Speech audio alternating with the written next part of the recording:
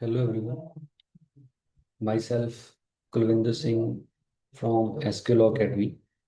तो limitation act की continuity में हम आज सेक्शन 5 पढ़ेंगे, जिसको हम कॉन्डोनेशन ऑफ डिले भी बोलते हैं। सेक्शन 5 आपकी स्क्रीन पे है। मैं इसको हाईलाइट कर देता हूँ।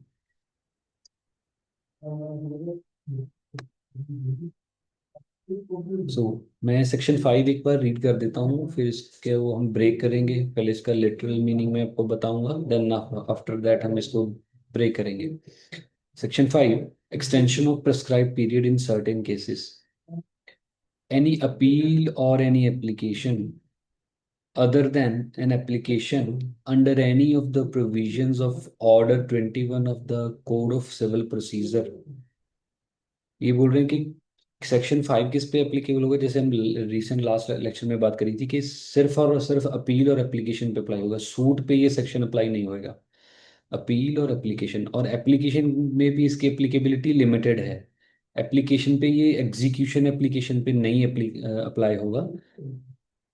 अदर देन एग्जीक्यूशन एप्लीकेशन जो ऑर्डर 21 में, बाकी सभी एप्लीकेशन पे अप्लाई होगा। सेक्शन ऑर्डर 21 ऑफ सीपीसी पे ये सेक्शन 5 लिमिटेशन एक्ट का अप्लाई नहीं होगा। Any appeal or application other than an application under any of the provisions of Order 21 of the Code of Civil Procedure may be admitted after the prescribed period।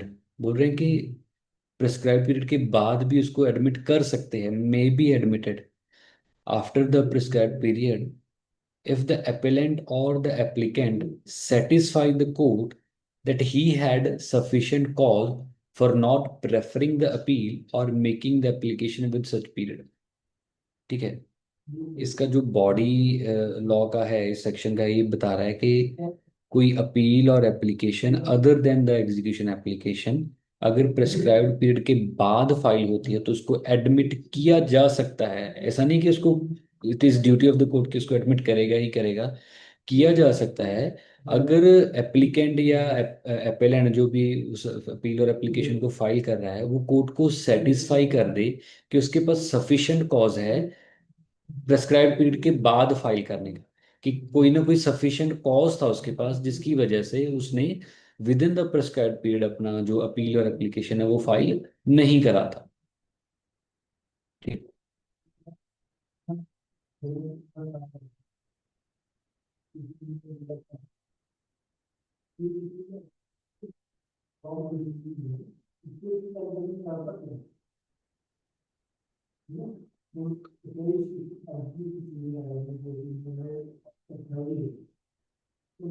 Right.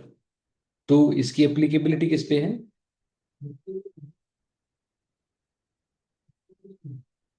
Applicable on appeals and applications.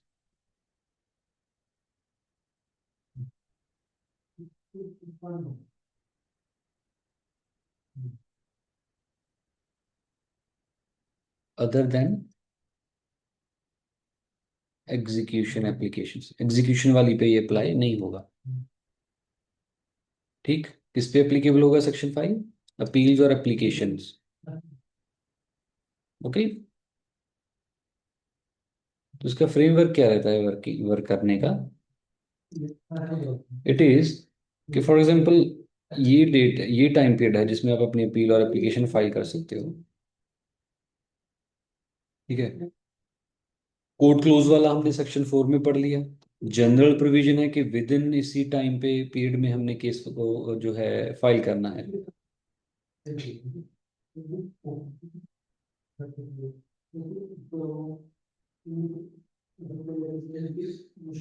ठीक है।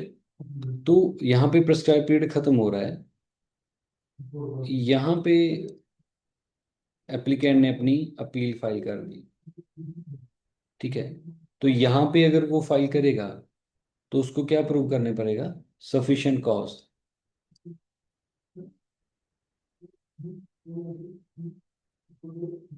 Sufficient cause prove करना पड़ेगा। Sufficient cause कौन prove करेगा? Applicant या appellant जिसने time period या जो गिवन टाइम फ्रेम था उसमें अपना अपील और एप्लीकेशन फाइल नहीं करा है, तो वो सफिशिएंट कॉज प्रूव करेगा। अगर सफिशिएंट कॉज प्रूव कर देता है तो कोर्ट लॉ कर देगा, उसको बोलेंगे हम कॉन्डोनेशन ऑफ डिले।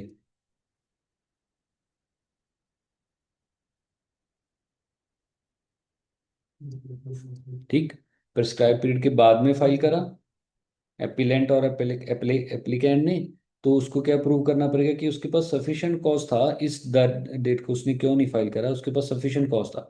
अगर कोर्ट सेटिस्फाई हो जाता है, इफ कोर्ट सेटिस्फाइज, कोर्ट अगर सेटिस्फाइड हो गया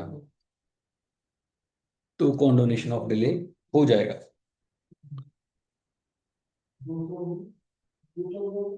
ये सेक्शन का बॉडी पार्ट है जो हमें बता रहा है कि अगर सफिशिएंट कॉज प्रूव कर दें कि हमने प्रिस्क्राइब पीरियड में फाइल नहीं कर सके केस, तो मेरे पास इस कारण की वजह से मैं फाइल नहीं कर सका अपील अपनी या एप्लीकेशन, तो वो हो जाएगा। इसमें वर्ड यूज कर रहे हैं वो may be allowed, may be allowed if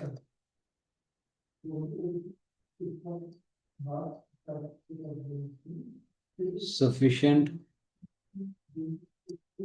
cause is proved। तो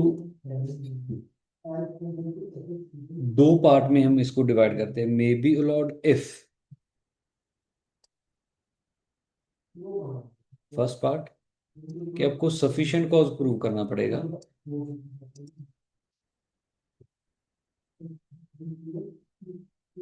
ठीक। आपने सफिशिएंट कॉज प्रूव करा, प्लस कोर्ट की डिस्क्रिशन है कि वो अलाउ करे और ना करे।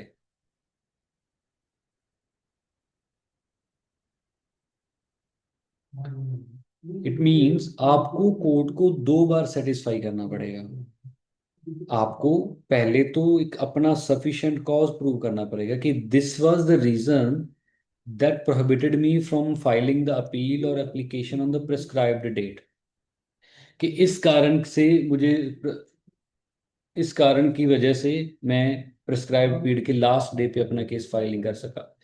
फिर भी कोर्ट को अगर लग रहा है कि ठीक है इसका कॉज तो सफिशिएंट है, इसके पास सफिशिएंट ग्राउंड है, फिर कोर्ट अपना डिस्क्रिशन यूज कर सकता है कि as per the situation of the case और as per hearing the other party, फिर भी वो मना कर सकता है। इसको हम बोलते हैं double discretion.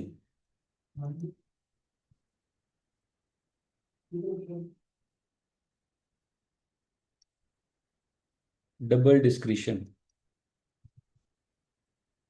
So first of all, court has the discretion to accept the sufficient cause or not, कि sufficient cause है भी या नहीं है।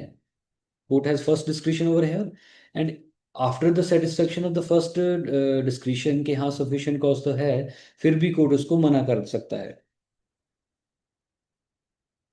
वो कैसे? हम एक एग्जाम्पल देखते हैं यहाँ पे। फॉर एग्जाम्पल, हस्बैंड और वाइफ थे, ठीक है, मैरिज थी इनकी।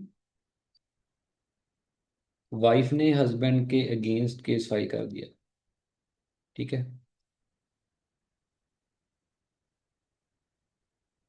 डिवोर्स डिक्री ले ली, और इस डिक्री को चैलेंज करने के लिए हस्बैंड के पास है 90 डेज। अपील कर सकता है वो 90 दिन में अपील। क्या हुआ, उसने अपील नहीं फाइल करी, रीजन कि उसका 90th डे पे हस्बैंड का एक्सीडेंट हो गया,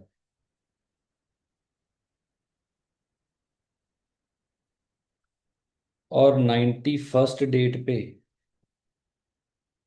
वाइफ मैरिज H1। इसने फाइल नहीं करा, तो क्या हुआ, आफ्टर 200 और एनी और डे माने 200 माने, after 200 days husband appears and sues wife के विद इन के मेरे पास तो अपील कर दी उसने, जो पहले डिवोर्स की डिक्री थी उसको चैलेंज कर दिया। तो उसके पास, हस्बैंड के पास, उसको क्या प्रूव करना पड़ेगा? सफिशिएंट कॉज,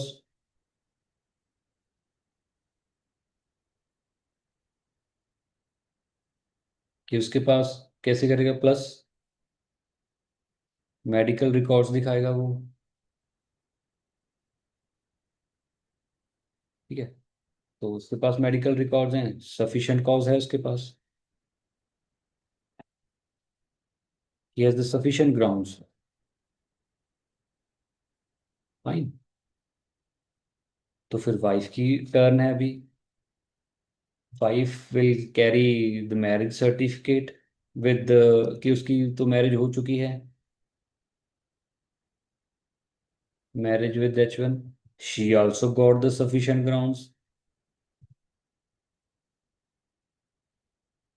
तो फिर आप लोग बताइए, यहाँ पे जो हस्बैंड का सफिशिएंट ग्राउंड है वो माना जाएगा या वाइफ का माना जाएगा? वाइफ का माना जाएगा, क्योंकि एप्लीकेंट था हस्बैंड, उसने 90 दिन में फाइल करनी थी। उसके सिचुएशन ऐसी हुई कि उसके भी कंट्रोल में नहीं रही, कि उसका एक्सीडेंट हो गया और वो 200 दिन के लिए, पूरे 6 महीने के लिए वो बेड रिडन था। उसको, उसके पास सफिशिएंट कॉज था कि वो फाइल नहीं कर सकता, मेडिकल रिकॉर्ड्स भी उसने पेश कर दिए। और वाइफ उधर, उसके पास उसको भी था कि 90 दिन में अगर फाइल करा तो करा, नहीं ना सही। ठीक है, तो इसमें जो है, even after having the sufficient ground, sufficient cause होने के बाद भी कोर्ट के पास डिस्क्रिशन रहता है कि ये एप्लीकेशन अलाउ करे या ना करे। तो इस केस में कोर्ट अलाउ नहीं करेगा। तो ये डबल डिस्क्रिशन है कोर्ट के पास। सफिशिएंट कॉज कोई भी हो सकता है, ये तो हमने एक एग्जांपल करी है, और भी एग्जांपल्स मैं आपको लिखवाऊंगा।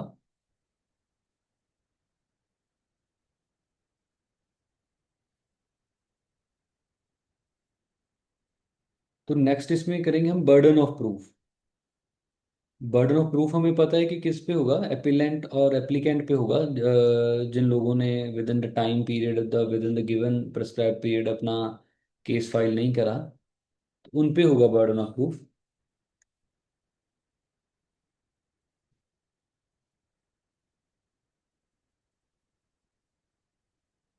बर्डन ऑफ प्रूफ किस पे होगा? एप्लीकेंट,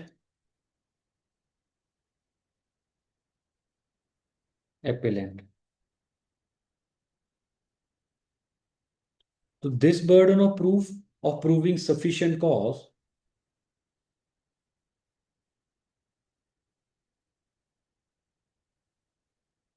कैसा होगा? स्ट्रिक्ट होगा या नॉर्मल होगा? तो since section 5 is an exception to section 3, तो एक्सेप्शन को हमने स्ट्रिक्टली फॉलो करना है। तो अगर एक्सेप्शन को प्रूव करना है तो it will be strict burden of proof. Strict burden of proof होगा एप्लीकेंट और एप्लीकेंट के पास।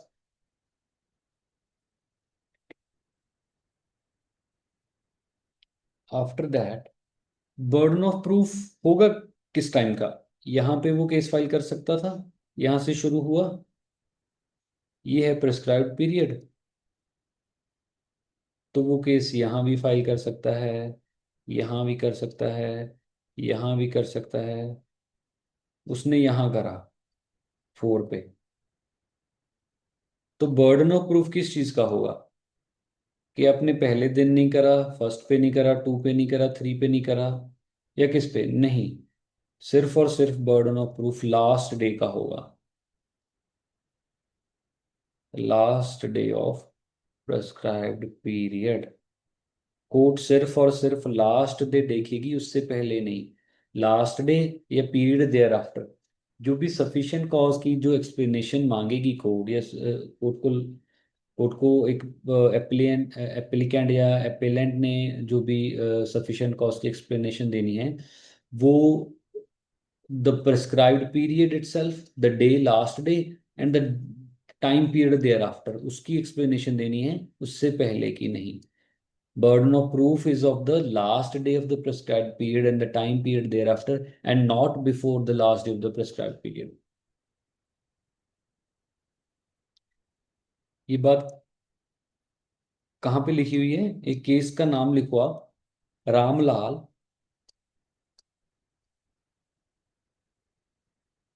रामलाल वर्सेस रेवा कोलफील्ड्स, रेवा कोलफील्ड्स। 1962 का केस है ये, ऑनरेबल सुप्रीम कोर्ट का। इसमें कोर्ट ने हल करा था कि while examining the sufficient cause, or while seeking the explanation from the appellant or applicant, court का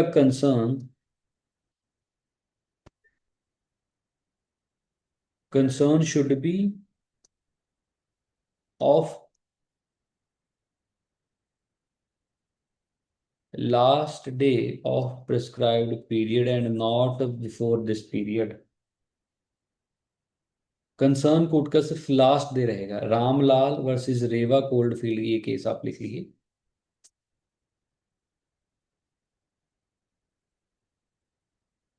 समझने वाला इस सेक्शन में क्या है कि अगर अपील और application time period with in the prescribed period file नहीं की गई, अपील और application with in the prescribed period file नहीं की गई, तो उसके बाद अगर फाइल कर रहे हैं तो एप्लीकेंट को प्रूव करना पड़ेगा, उसके पे बर्डन ऑफ प्रूफ होगा कि उसने उस लास्ट डे पे क्यों फाइल नहीं करी। सफिशिएंट कॉज प्रूव करना पड़ेगा। सफिशिएंट कॉज प्रूव करने के बाद भी कोर्ट के पास डिस्क्रिशन रहती है कि वो सफिशिएंट कॉज को मान करके एप्लीकेशन अलाउ करे या ना ना करे, जैसे हमने वो एग्जांपल हस्बैंड और वाइफ वाली करी थी। एक और इसमें लैंडमार्क केस है, उसका नाम लिखिए, collector land acquisition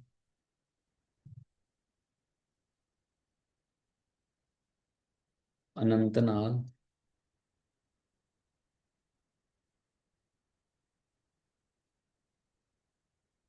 versus MST Katiji and others. 1987 का ये केस था। Collector land acquisition Anantnag, collector land acquisition Anantnag versus MST Katiji and others. इसमें कोर्ट ने कुछ पॉइंट्स हेल्ड करे थे, मैं उनका ब्रीफ आपको दे देता हूँ। पहला तो हम ऑलरेडी डिस्कस कर चुके हैं कि concerned about last day, court should be, जो कोर्ट की ड्यूटीज बताई थी इसमें।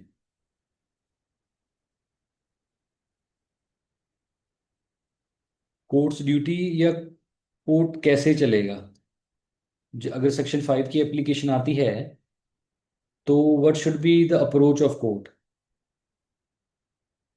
इसको अप्रोच ऑफ कोर्ट ही लिख देता हूँ।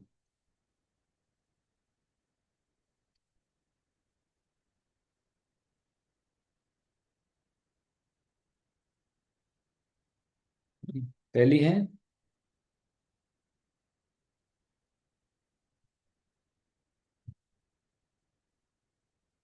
Concern about last day of PP, prescribed period का सिर्फ लास्ट दिन। उससे पहले जैसे फॉर एग्जांपल 30 दिन का टाइम पीरियड दिया गया है हाई कोर्ट में अपील करने का, 29th को क्यों नहीं फाइल करा ये क्वेश्चन नहीं पूछ सकते।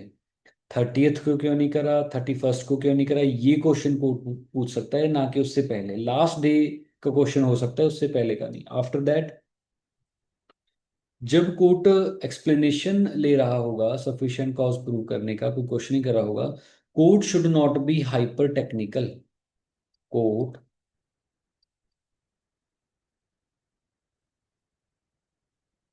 Should not be hyper technical while seeking explanation of delay while seeking explanation of delay। Reason इसका क्या है? हाइपर टेक्निकल का मीनिंग है कि क्वेश्चंस थोड़े प्रैक्टिकल होने चाहिए। आपने लास्ट डे पे ऐसा नहीं कर सकते थे, वैसा नहीं कर सकते थे, ऐसे क्वेश्चंस नहीं करेंगे। क्योंकि रीजन ये है कि एक पर्सन की सिचुएशन हो सकती है, फॉर एग्जांपल उसके घर में कोई ट्रेजेडी हुई हो, और वो लास्ट दिन नो में उस ट्रेजेडी के बाद जो एक रिलीजियस जो प्रोग्राम्स होते हैं उनको फुलफिल कर रहा होगा, या उसके अपने पेरेंट्स को लेकर, अपने फैमिली को लेकर कुछ एवोकेशंस होंगे, उसके रिलेटेड वो क्वेश्चन कर सकता है कि आपने क्यों नहीं करा। हाइपर टेक्निकल नहीं होना है कोर्ट ने। कोर्ट का कंसर्न सिर्फ और सिर्फ ये होना चाहिए कि लास्ट डे में उसने क्यों डिले करा, क्योंकि डिले अगर वो कर रहा है तो इसमें तो उसी की प्रॉब्लम है ना, उसी उसी का जो राइट है वो इन्फ्रिंज हो रहा है, उसी की जो रेमेडी है वो जा रही है केस फाइल करने की। तो उस वो लूजिंग पार्ट पे है अगर वो डेलिबरेट डिले करेगा। ठीक है। उसके बाद जैसे हम बोल रहे हैं कि last day of prescribed period देखेगा। अगर कोर्ट सेटिस्फाई हो जाता है कि ठीक है उसके पास सफिशिएंट रीजन है, तो ड्यूरेशन ऑफ डिले इज इमैटेरियल। चाहे वो 100 दिन की है, 200 दिन की है, 1 साल की है, 2 साल की है, ड्यूरेशन इमैटेरियल हो जाता है अगर उसका एक्सप्लेनेशन है जो सफिशिएंट होगा, कोर्ट को सेटिस्फाई करेगा।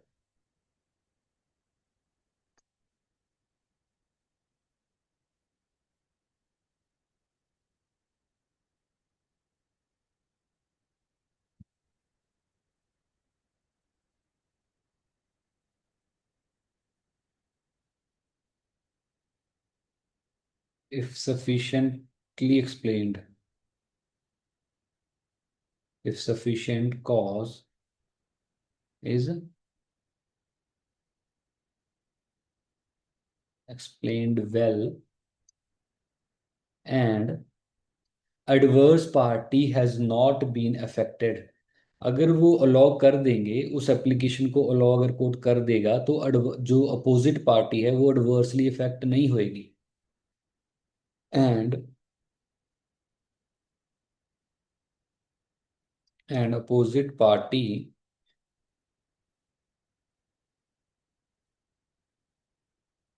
विल नॉट बी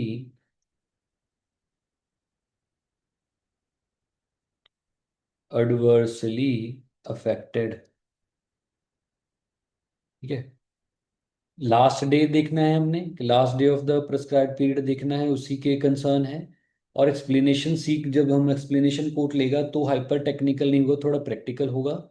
उसके बाद जो ड्यूरेशन ऑफ डिले है, अगर सफिशिएंटली एक्सप्लेन कर दिए तो ड्यूरेशन है जो डिले का इमेटीरियल है, वो कितना भी लंबा हो सकता है, unless until opposite party adversely affected है। अगर अपोजिट पार्टी एडवर्सली इफेक्टेड हो रही है तो फिर वो एप्लीकेशन को लॉ नहीं करेंगे। अगर उसका कोई लॉस नहीं हो रहा है सच, सिर्फ कॉस्ट हो रही है या सिर्फ एक्सपेंसेस वाले पार्ट पे है, तो वो एप्लीकेंट अपेलेंट पर कॉस्ट लगा करके अलाउ कर सकते हैं। उसके बाद कोर्ट की जो अप्रोच है वो लिबरल होनी चाहिए, liberal approach. Liberal approach means presumption ये लेके चलेगा कोर्ट कि जो पार्टी जो सीख कर रही है कि उस सेक्शन 5 की कंडोनेशन ऑफ डिले सीख कर रही है, अगर लिबरल अप्रोच वो नहीं रखेगा तो उसका राइट डिफीट हो जाएगा। कि एक जो पार्टी है, फॉर एग्जांपल ए ने सीख करा, क्योंकि at the time of filing उसके माइंड में ये भी हो सकता है कि या तो मेरी फाइल अलाउ भी हो सकती है, डिसअलाउ भी हो सकती है।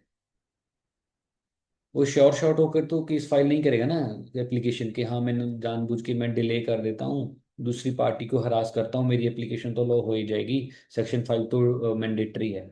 इसी वजह से सेक्शन 5 मैंडेटरी नहीं रखा गया कि फॉर ग्रांटेड ना ले। तो उसी वजह से जो कोर्ट है वो उसमें लिबरल अप्रोच रखेगा, और कोर्ट शुरू से ही ये प्रिज्यूम करके चलेगा कि डेलिब्रेट डिले इसमें नहीं है। जो पार्टी अप्लाई कर रही है वो डेलिब्रेट डिले नहीं कर रही है इसमें। अनदर, अगर वो लिबरल अप्रोच से चलता है कोर्ट, तो देर आर चांसेस कि केस को मेरिट्स पे डिसाइड कर सकते हैं। अगर उसने अलाउ कर दिया तो हेयरिंग होगी, तो case will be decided on merits. ठीक है। अगर नहीं करा तो एक रेमेडी है, वो राइट है जो एक पर्सन का, या उसके पास जो रेमेडी है वो उसको नहीं मिलेगी, और उसका काफी लॉस हो सकता है, उसको डैमेज हो सकता है। तो ऑन द आउटसेट ही उसको डिसाइड कर देना, ऑन द आउटसेट ही कि हाँ टाइम पीरियड निकल गया, इसको तो अलाउ नहीं करना है, तो फिर वो मेरिट्स रह जाएंगी। इंपॉर्टेंट राइट, इंपॉर्टेंट रेमेडी है, वो डैमेज हो जाएगी, वो इन्फ्रिंज हो जाएगी। और लॉ का पर्पज है जो कि जस्टिस करने का, कॉम्प्रिहेंसिव जस्टिस करने का, वो डिफीट हो जाएगा। हमने क्या क्या पढ़ा? लास्ट डेट, कोर्ट कोर्ट का कंसर्न सिर्फ और सिर्फ लास्ट डे का होता है। उसके बाद हाइपर टेक्निकल क्वेश्चनिंग नहीं करनी है।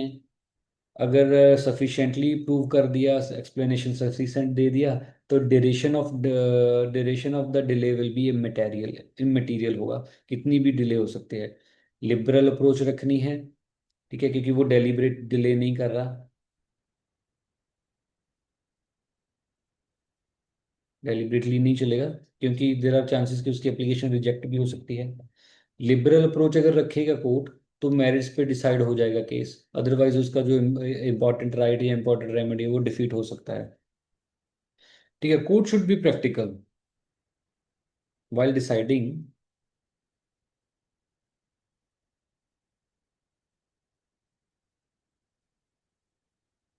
Court should be practical।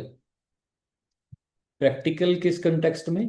कि उसके अदर एवोकेशंस भी हैं लाइफ में, कि सिर्फ वो केस फाइल करने के लिए ही नहीं है, उसके पास और चीज़ें भी उसने सेटल डाउन करनी है। तो ये चीज़ों का ध्यान रखना है कोर्ट ने while deciding an application of section 5।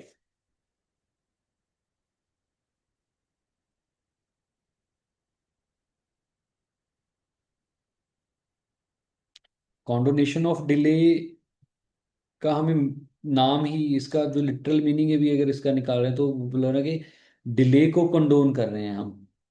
ठीक है, किसी की राइट को इन्फ्रिंज नहीं कर रहे हैं, सिर्फ केस फाइल करने का जो डिले था उसको कंडोन किया जा रहा है, ताकि मैटर को मेरिट्स पे डिसाइड करा जाए। तो क्या हमें इसमें लिखा, इसका मेन टेस्ट क्या रहेगा?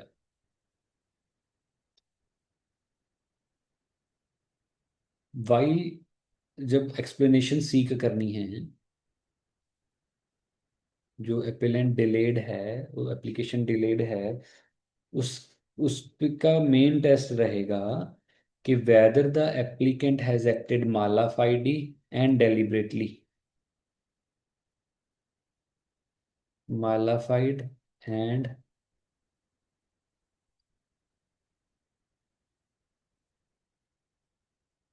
मालाफाइडली एंड डेलिबरेटली, आगे लिख देता हूँ, acted acted mala fide and deliberate for causing delay.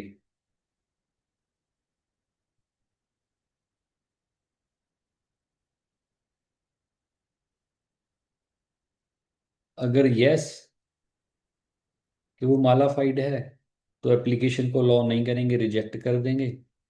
अगर नो, तो application will be allowed. This is the main test. Acted mala fide and deliberately for causing delay, अगर हाँ, तो application will not be allowed, application will be rejected, otherwise it will be allowed. तो कुछ examples मैं आपको बता देता हूँ। ये एग्जांपल्स एग्जॉस्टिव नहीं है, केस टू केस डिपेंड करते हैं।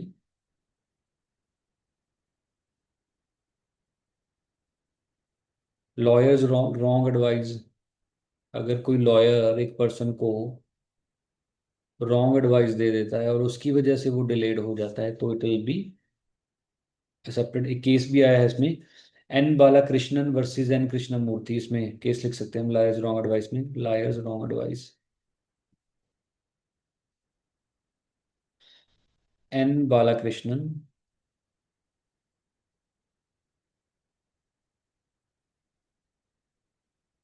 वर्सेस एम कृष्णा मूर्ति।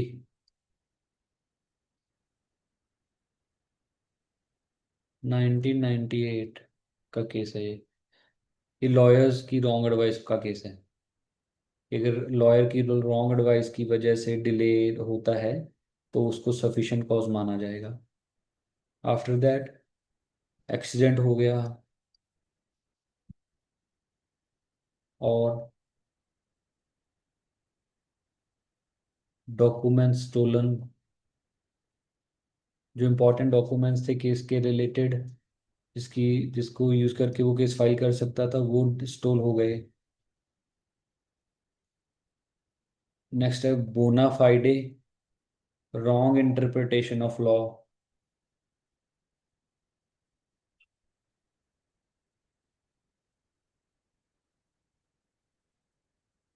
बोना fide wrong interpretation of law. After that minority of applicant,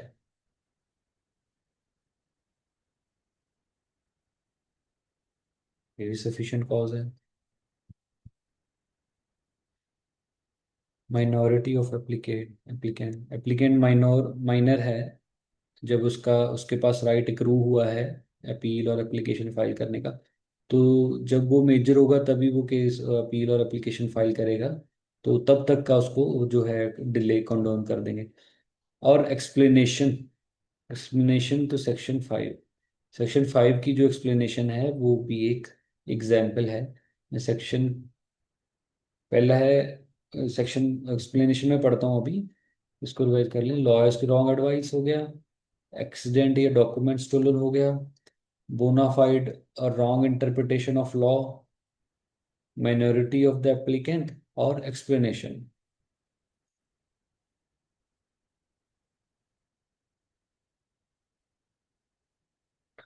explanation पढ़ता हूँ मैं अभी, जो एक एग्जाम्पल है।